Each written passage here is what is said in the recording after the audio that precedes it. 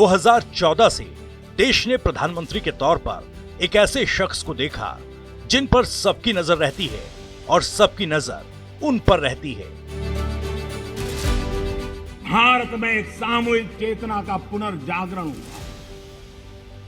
एक सामूहिक चेतना का पुनर्जागरण।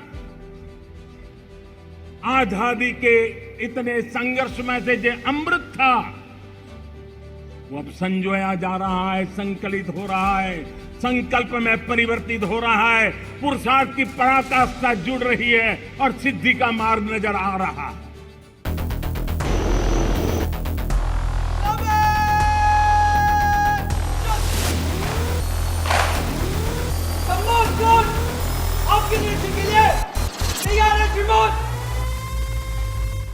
देश की राजनीति में विकास को सियासी मंत्र बताने और बनाने वाले प्रधानमंत्री मोदी ने मंगलयान से लेकर आईएनएस विक्रांत के स्वदेशी निर्माण तक हर कदम पर भारत को आत्मनिर्भर बनाने की अगुवाई की।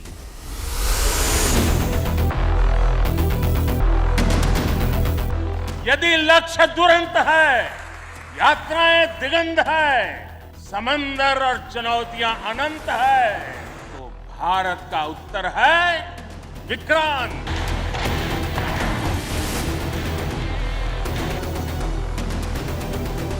विक्रांत विशाल है, विराट है, विहंगम है।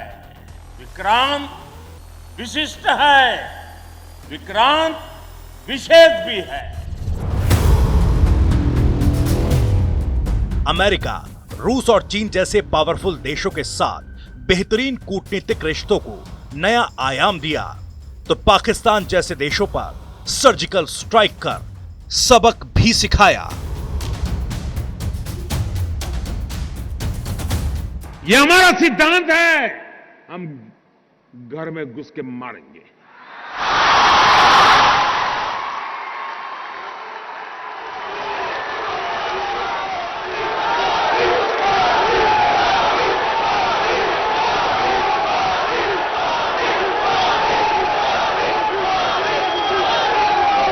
कोई देश ऐसी असहाय अवस्था में नहीं रह सकता है।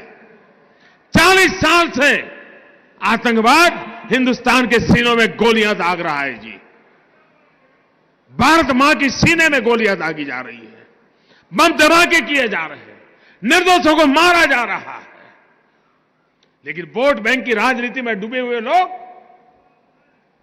कदम उठाने से डरते हैं। मुझे सत्ता की कुर्सी की परवाह नहीं है, मुझे चिंता मेरे देश की।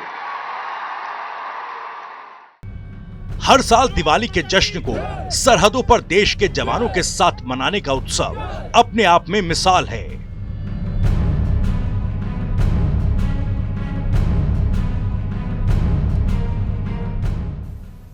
आप सभी के बीच आना, जो भाव अपने परिवार के बीच जाकर के होता है, वही भाव मेरे मन में होता है। और जब से मैं इस संवैधानिक जिम्मेवारी को संभाल रहा हूं, आज उसको 20 साल से भी अधिक समय हो गया। बहुत लंबे अरसे तक मुझे देशवासियों ने इस प्रकार की सेवा का मौका दिया। पहले गुजरात वालों ने दिया, देशवासियों ने दिया। प्रधानमंत्री मोदी जब बच्चों से मिलते हैं तो सारा मंजर बचपन की एक अलग ही तस्वीर पेश करता है।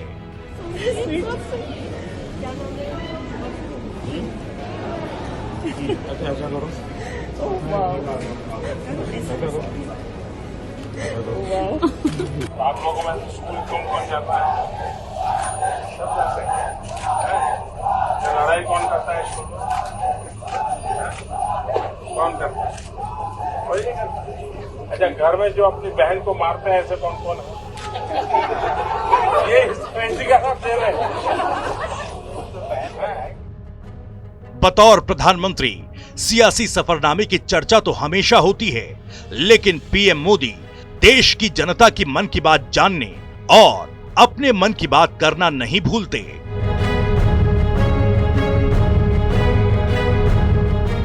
हमने देश की सामूहिक शक्ति के दर्शन किए हैं, एक चेतना की अनुभूति हुई है। इतना बड़ा देश इतनी विविधताएं, लेकिन जब बात तिरंगा फहराने की आई तो हर कोई एक ही भावना में बहता दिखाई दिया। तिरंगे के गौरव के प्रथम प्रहरी बनकर लोग खुद आगे आए।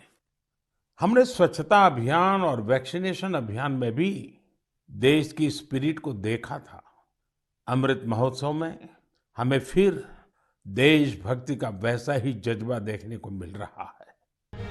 सारी सृष्टि को ऊर्जा ही चलाती है, इसलिए जब भी ये चर्चा होती है कि प्रधानमंत्री 70 पार की उम्र में भी इतनी ऊर्जा कहां से पाते हैं, तो इसका जवाब है योग।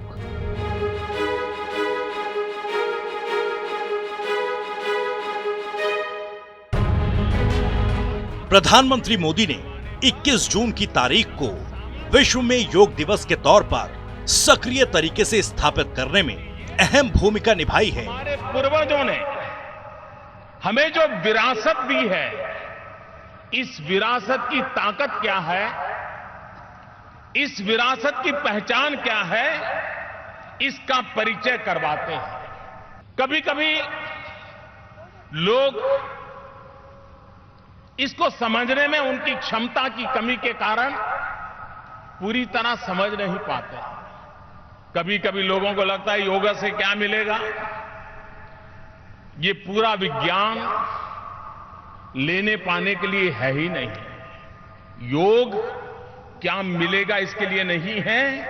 योग मैं क्या छोड़ पाऊंगा, मैं क्या दे पाऊंगा, मैं किन किन चीजों से मुक्त हो पाऊंगा, ये मुक्ति का मार्ग है, पाने का मार्ग नहीं है।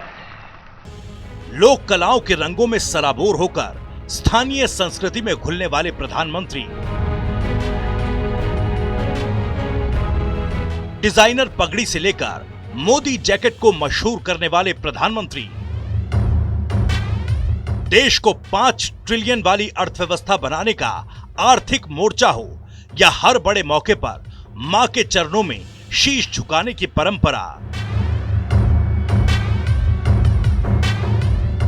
प्रधानमंत्री मोदी ने अपने सामाजिक जीवन में संस्कार, संस्कृति, राष्ट्र के प्रति समर्पण, संघर्ष और देश हित की सियासत को सदा सिरमौर किया।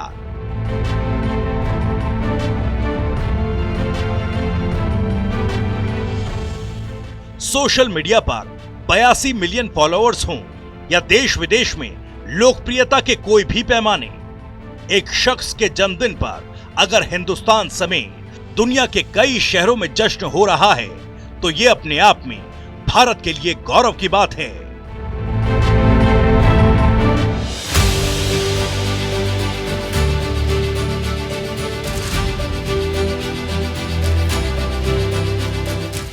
ये हमारा तिरंगा आन बान शान के साथ लहरा रहा है।